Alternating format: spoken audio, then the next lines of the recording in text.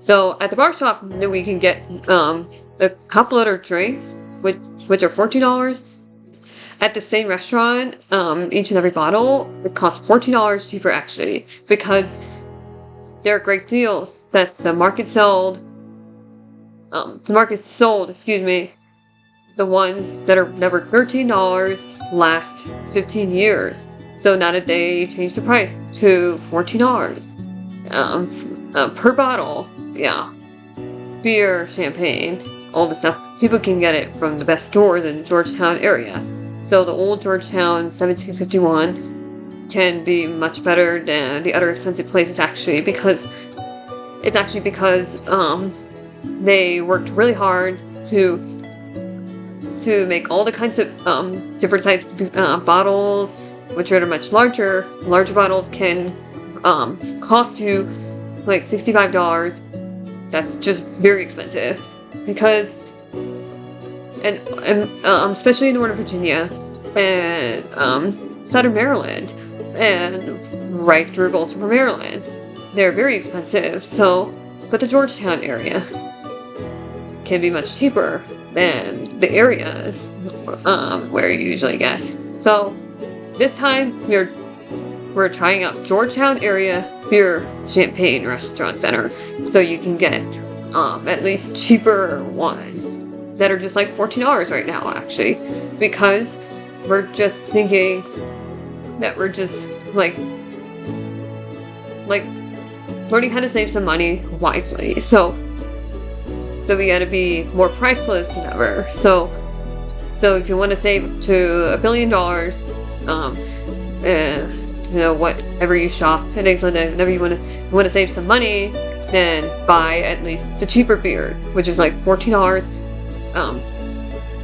lesser than $65 at somewhere else.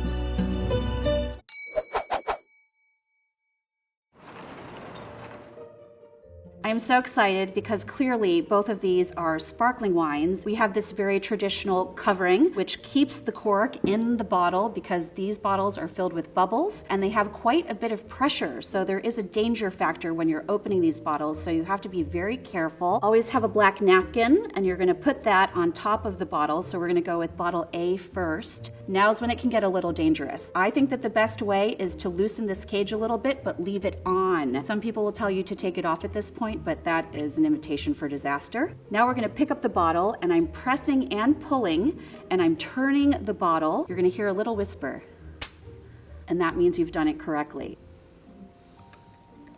And so we see a beautiful flow of bubbles here and also a foam. We are confirming that this is indeed a sparkling wine, which in fact is a really difficult style of wine to make because not only do you have to make a delicious wine, but then you need to take a delicious wine and add bubbles to it. And there are many different ways to do that. We always love to give the wines a little bit of swirl. What that does is adds oxygen and it unfurls the molecules that are in the wine. So you want to let the wine breathe. So I'm gonna put my nose in.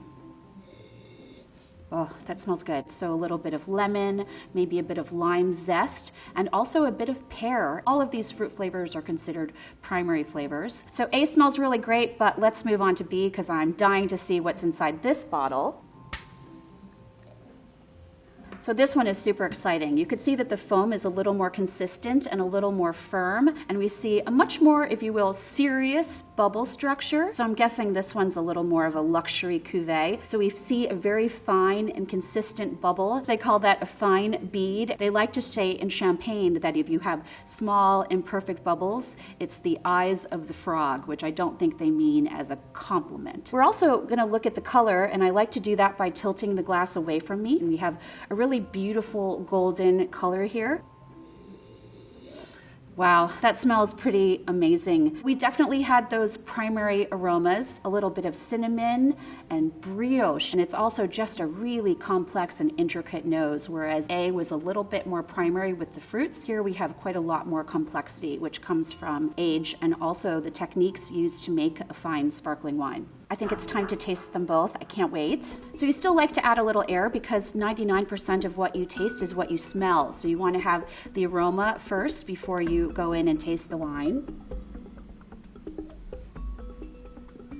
This one is really crisp, lean, sort of minerally, which might tell us something about the soils in which the grapes were grown. And it feels just very young and very fresh and very vibrant.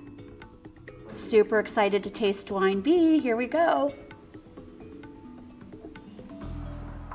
These patisserie smells and baked good smells like a great croissant or a great loaf of brioche are definitely on the palate of this wine. This is definitely a style of sparkling wine that has spent a good bit of time in the cellar. So you have to have miles and miles of deep cellars in order to have this process happen. And I definitely taste all of that work and all of those years in wine B.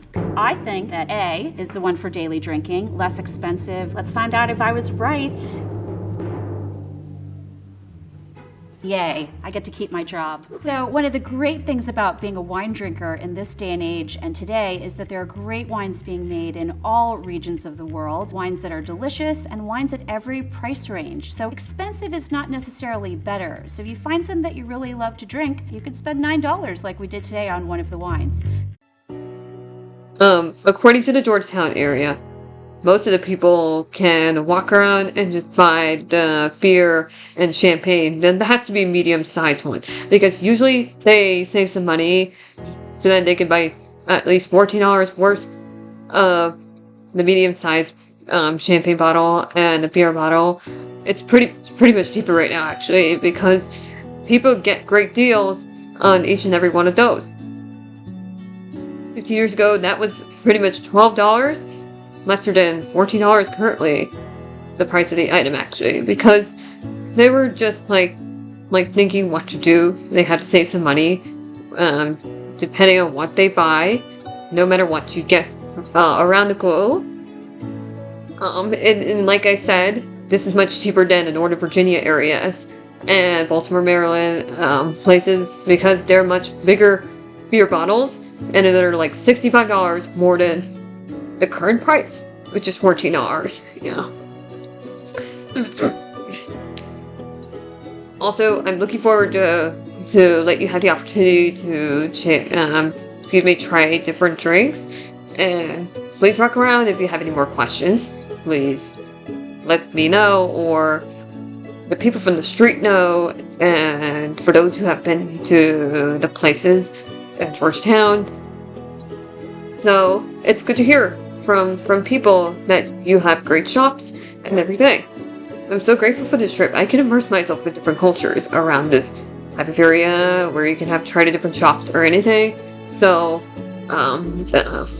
designs and from many international places where they made, such as China and Japan, where they made stuff and they brought it here and had to sell it to the Georgetown Shopping Center, and pretty much that's a great part of people's life to try it out.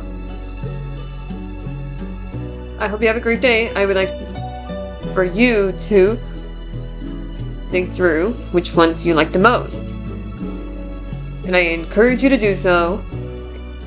And once again, if you have any questions, ask the people from the street, whoever has been there, or me. So if you have any questions, let anyone know for sure. Alright? I hope you have a great time traveling and explore many things. Thank you so much.